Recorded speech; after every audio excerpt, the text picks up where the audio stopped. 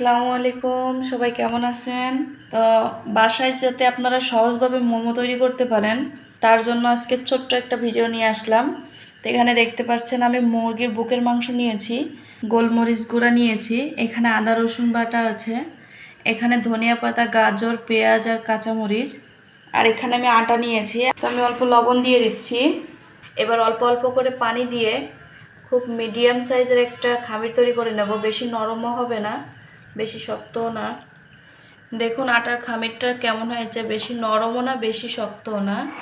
এবার আমি মাংসগুলা খুব ভালোভাবে ব্লেন্ড করে নেসবো। দেখুন এতে কিন্তু কোনো পানি নেই, পানি থাকলে কিন্তু হবে না, একদম শুকনো করে ফেলতে হবে।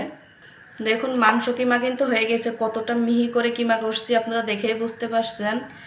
তো এবার একে একে আমি মশলাগুলো সব দিয়ে দেব। প্রথমে গোলমরিচের গুঁড়া দিয়ে দিলাম, রসুন বাটা দিয়ে দিলাম, আর অল্প আদা বাটা, জিরে গুঁড়ো আর গরম মশলা গুঁড়োগুলো দিয়ে দিলাম। আর এখানে গাজর কুচি, ধনিয়া পাতা কুচি, পেঁয়াজ কুচি আর কাঁচামরিচ কুচিগুলো সব দিয়ে দেব। এবার স্বাদ মতো লবণ দিয়ে দিচ্ছি আর সামান্য সাদা তেল দিয়ে দিচ্ছি।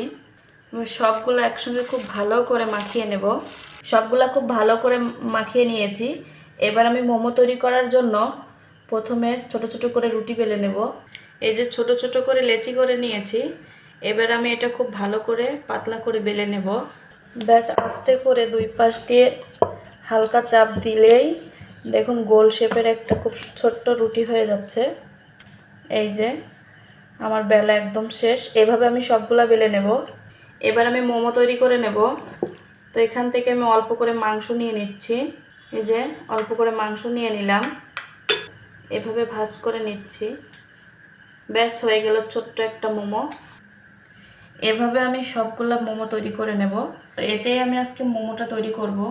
তো আমি অল্প তেল নিয়ে নিচ্ছি যাতে মোমোটা লেগে না যায়।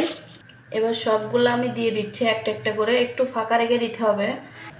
আমি একটা কড়াইতে পানি গরম বসিয়েছি, এর ভিতরে একটা লেবু হালকা চিপে দেব আর লেবুটা পানির ভিতরে দিয়ে দেব, তাহলে খুব সুন্দর একটা স্মেল আসবে। এবার আমি মোমোটা বসিয়ে দিচ্ছি। এবার আমি ঢাকনা দিয়ে একটানা 25 মিনিট সিদ্ধ করে নেব, তাহলে আমার মোমোটা তৈরি হয়ে যাবে। দেখুন মোমোটা একদম রেডি, ফুলে কত বড় হয়েছে।